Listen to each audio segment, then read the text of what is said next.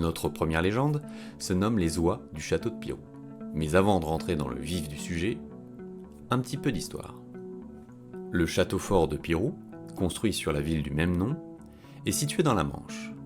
Il est d'abord bâti en bois, puis en pierre au XIIe siècle par les seigneurs de Pirou.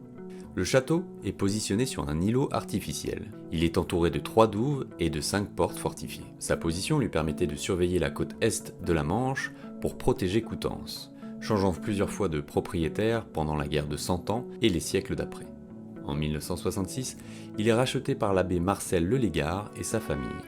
Le château est inscrit à l'inventaire des monuments historiques en 1968 et sa rénovation est lancée.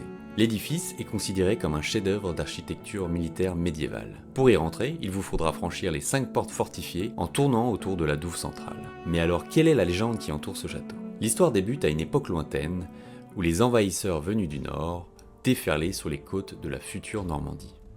Mais la forteresse de Pirou résistait à leurs efforts. Les Vikings entamèrent alors le siège du château de Pirou. Les semaines passaient, mais le seigneur de Pirou ne cédait toujours pas, malgré la famine qui guettait la garnison. Un matin, les hommes du Nord s'éveillèrent, comme d'habitude, avec l'espoir que le seigneur se rende. Mais le château était anormalement silencieux. Pensant d'abord à un piège, ils laissèrent passer la journée. Le lendemain, toujours aucun bruit ne s'échappait de la forteresse. Ils finirent par escalader les remparts et pénétrèrent dans le château. Et à leur grande surprise, les lieux étaient déserts. Fouillant partout à la recherche des occupants, ils mirent finalement la main sur un vieillard auquel ils promirent la vie sauve s'il leur racontait où étaient passés tous ces gens. Il leur conta que les seigneurs de Pirou pratiquaient depuis bien longtemps la magie et qu'ils gardaient sous clé des grimoires. Il leur fit comprendre que le seigneur, voyant les ressources s'appauvrir, utilisa la magie pour transformer lui et sa famille en oies sauvages afin de s'envoler pour s'échapper. Les Vikings se souvinrent alors avoir vu, la veille, au lever du jour, un vol d'oiseaux cendrés prendre son essor au-dessus des remparts. Furieux, les assaillants brûlèrent Pirou et son contenu avant de quitter les lieux. Le seigneur de Pirou pouvait alors revenir sur les lieux pour briser le sort et redevenir des humains.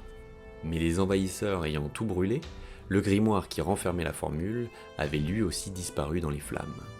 Le seigneur et sa famille n'avaient d'autre choix que de conserver leur nouvelle forme. Depuis, chaque année au printemps, un grand vol d'oies sauvages s'abat sur les cours et les fossés de Pirou. Quand les oisillons sont assez forts pour voler, toute la colonie disparaît brusquement, en une nuit, jusqu'à l'année suivante. Les Pirouais prétendent que les volatiles sont, de fait, les âmes des anciens hôtes qui gardent espoir de retrouver les grimoires, et bredouille repartent à l'automne.